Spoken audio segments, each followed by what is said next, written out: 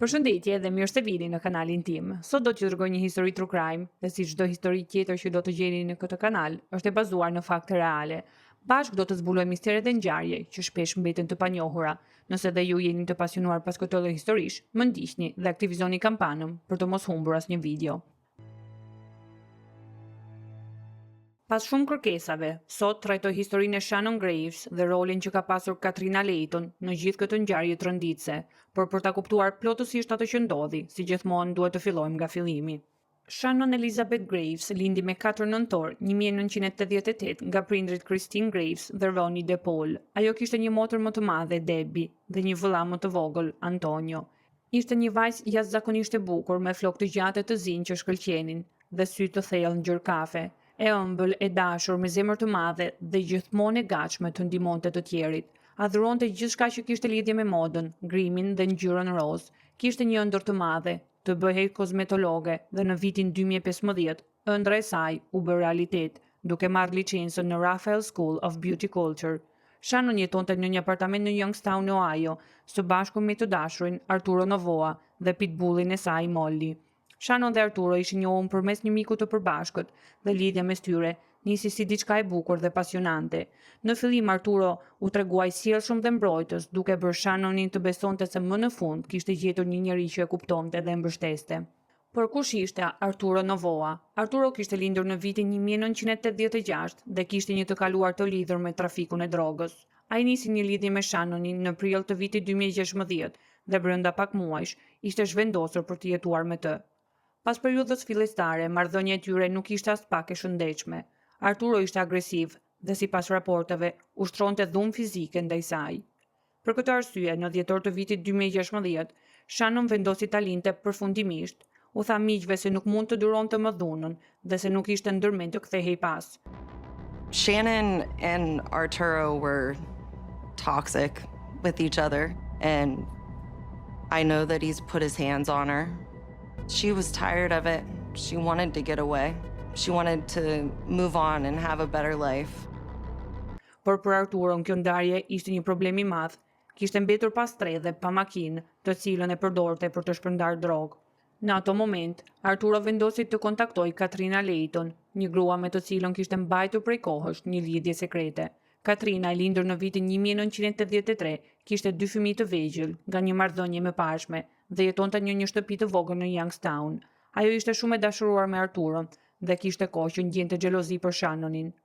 Kur Arturo mbeti i pastre, Katrina nuk hezitoi t'i hapte derën, e strehoi menjëherë në shtëpinë e saj, duke shpresuar se kjo ishte mundësia e saj për të ndërtuar diçka me të. Por vetëm pas një jave, Arturo vendosi të rikthehej te Shannon, e cila për arsye që ende mbeten të paqarta, pranoi ta merrte përsëri në shtëpinë e saj. Por fatkeqësisht, sjellja e tij nuk ishte ndryshuar as pak. Dhuna dhe agresiviteti u bën më të rënda dhe më të frikshme. Pas krishtlindjes së vitit 2016, që e kaloi me familjen, Shannon u ftua si zakonisht për Pashkët, dhe për ditëlindjen e motrës së saj Debbie, por nuk u paraqit në asnjë prej tyre. She missed holidays with the family. She missed her sister's birthday. Shannon's sister and her little brother were very important to her. So something was wrong, something was off. Filmisht, familja nuk mendoi menjëherë më të keqen. Shannon kishte pasur raste në të kaluarën ku largohej për javë apo muaj, pa lajmëruar askënd.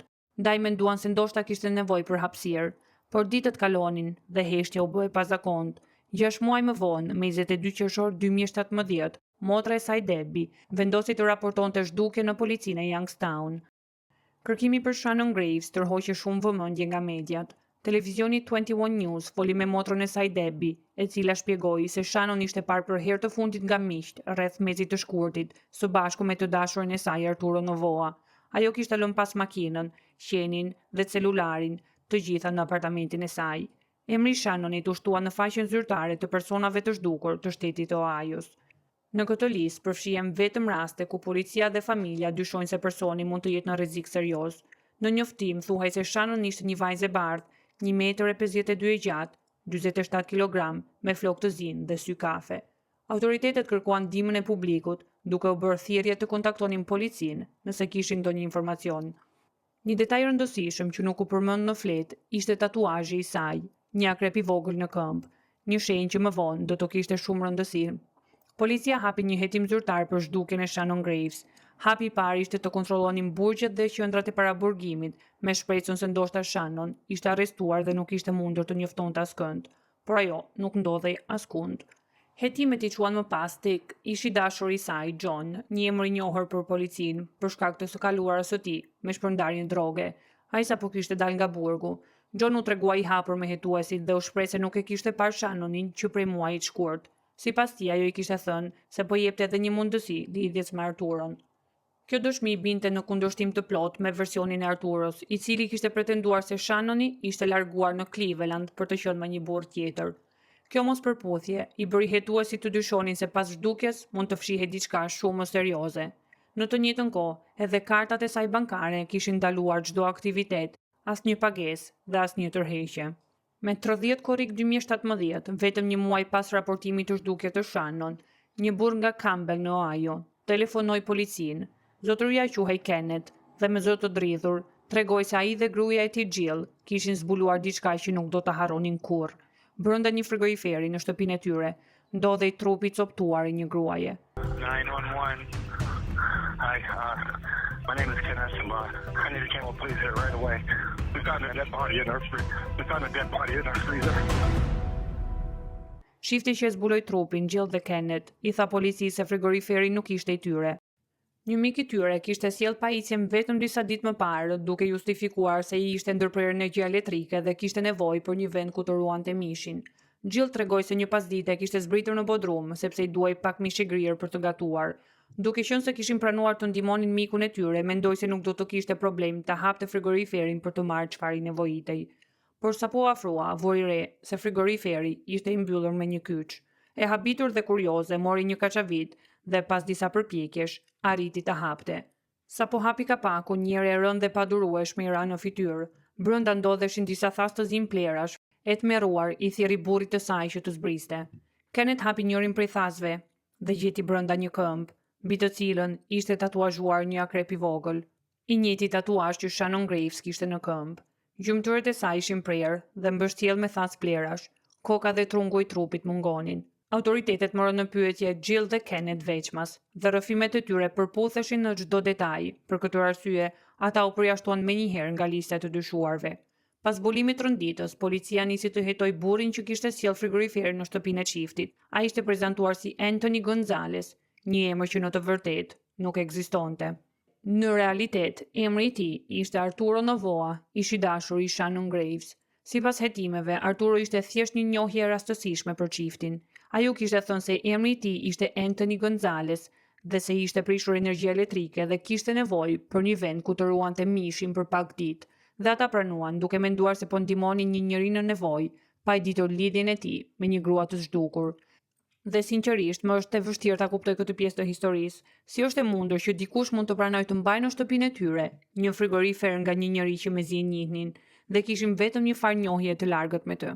Anyway, duke gërmuar më thellë, hetuesi zbulua një tjetër fakt rënditës. Arturo kishte tashmë një grua tjetër në jetën e tij. Dhe gjeni pak kush ishte? Ishte pikërisht Katrina Layton, e njëjta grua me të cilën kishte pasur një lidhje të fshehtë edhe gjatë kohës që ishte me Shannonin. Vetëm 2 javë pas zhdukjes të Shannon, Katrina ishte zhvendosur në apartamentin e saj, përdorte makinën, kujdese për qenin e saj dhe sjellej sikur gjithçka që i përkiste Shannonit tani të ishte e saja. Policia bastisi apartamentin e Shannonit dhe gjeti prova që flisnin vetë. Një llaxhaku në banjo, një lev, një manual përdorimi për një frigorifer identik me atë ku ishte zbuluar trupi dhe më shqetësuesja, çelësi i kyçit, i fshehur me sëndëve personale të Arturos. Gjurmët ishin të qarta dhe të gjitha çonin te një emër, Arturo Novoa. Ai dhe Katrina Layton u arrestuan menjëherë dhe u morën në pyetje secili veçmas. Por qëndrimi i tyre ishte i njëjtë, mohim total. Të dy pohuan se nuk kishin asnjë ide se ku ndodhej Shannon. Gjatë një prejmarrjes në pyetje, Katrina bëri një gabim që do t'i kushtonte shumë. Me një ton të qetë tha se nuk dinte asgjë për frigoriferin që ishte në bodrumin e shtëpisë të Kenneth. Detektivi e shikoi drejt në sy dhe i tha, askush këtu nuk përmendi bodrumin. What about the body in the freezer? What do you mean body in the freezer? What are you talking The about? body in the freezer. What do you mean there's a body in a freezer? In what freezer? The freezer that you guys bought. Let me show you something. This is the freezer.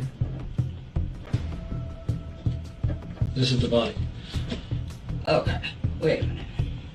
What are you guys talking about? I'm talking about a body in a freezer that you bought, put in that house. And there's a girl that's been missing for a couple months now. I gave You know, the I money? told you that the missing girl is dead in your freezer. I'm looking for some kind of reaction, but Because You don't I'm, look shocked at all. yeah. no, it's not that. I'm just trying to process everything. You guys are sitting here telling me that there's a body in this freezer that I did not bring to Kenny's house. You said anything about Kenny's house? You just told me it was in Kenny's basement, Oh, okay. in Kenny's house, whatever. I mean, I'm We never assuming. said anything about basement. Well, We never said anything Kenny- about that. okay. We never told you that. Ndërkohë, autoritetet prisnin vetëm një konfirmim zyrtar që mbetjet e gjetura në frigorifer i përkisnin vërtet Shannon Graves, dhe pasi u noshtrua analizës së gjurmave të gishtave, rezultati ishte i pakundërshtueshëm, trupi i coptuar ishte pikërisht i Shannon Graves. Pas këtij konfirmimi, gjykata vendosi që Arturo dhe Katrina të mbaheshin në burg me një garanci për $1 milion secili. Ndërkohë, John, ish i dashuri i Shannon, ndihmoi shumë policinë.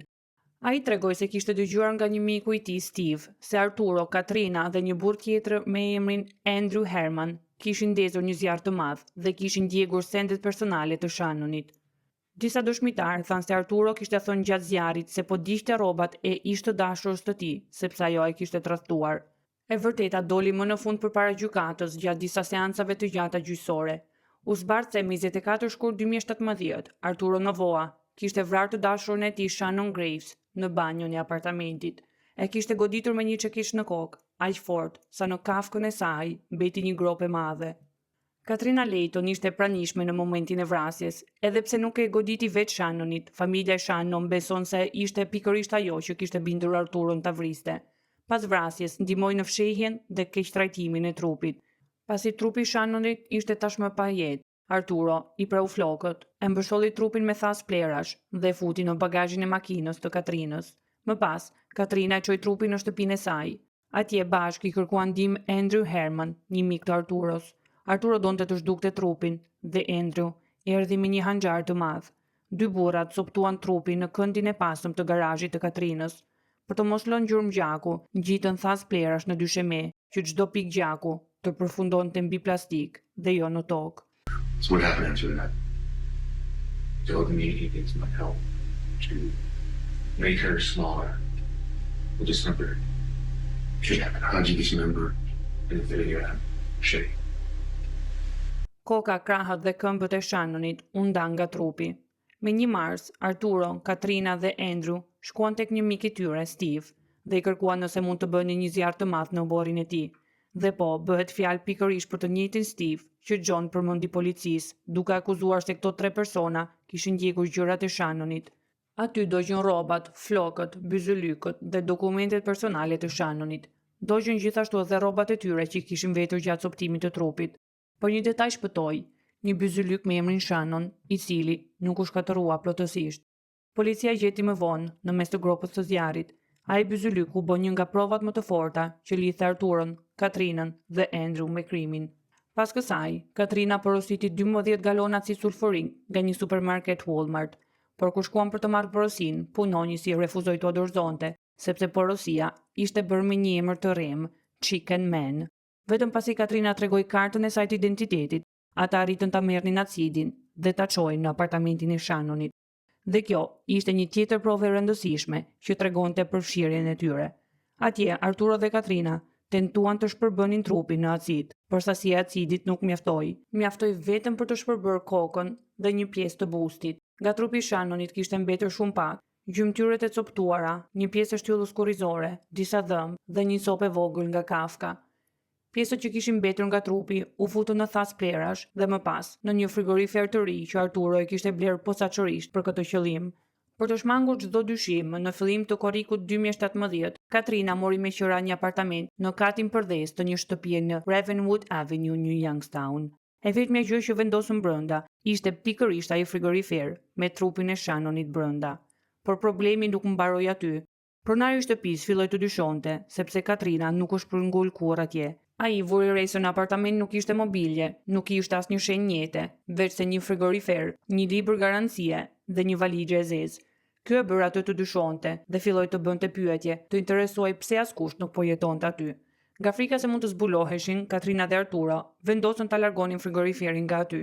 Kështu kthehemi në pikën kur Arturo e çon frigoriferin në shtëpinë e çiftit që njihte dhe u kërkuan që ta mbajnë përkohësisht me justifikimin se në shtëpinë e tij nuk ishte energji elektrike, që nga ai moment ne e dim tashmë se si shkuan gjërat. Pas të gjitha provave të mbledhura, Arturo Novoa u dënua nga gjykata me 48 vite burg për vrasje dhe një serë krimesh të tjera, që përfshin manipulim provash, përdhosje kufome, mashtrim dhe trafik droge.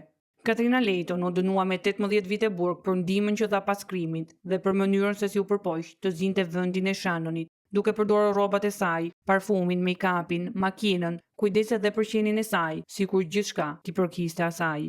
Sikur jeta e Shannonit të ishte thjesht një vend bosh, që Katrina mund ta zinte pas një ndjejm faji. Andrew Herman, miku që ndihmoi Arturon të coptonte trupin e Shannonit, u dënua me 12 vite burg. Ai nuk ishte vetëm një dëshmitar, por u bë pjesë aktive e fshehjes së krimit. Ishte ai që ndihmoi në aktin më makabër të gjithë ngjarjes, prerjen dhe shpërndarjen e trupit. Funerali i Shannon Graves u mbajt me 27 gusht 2017.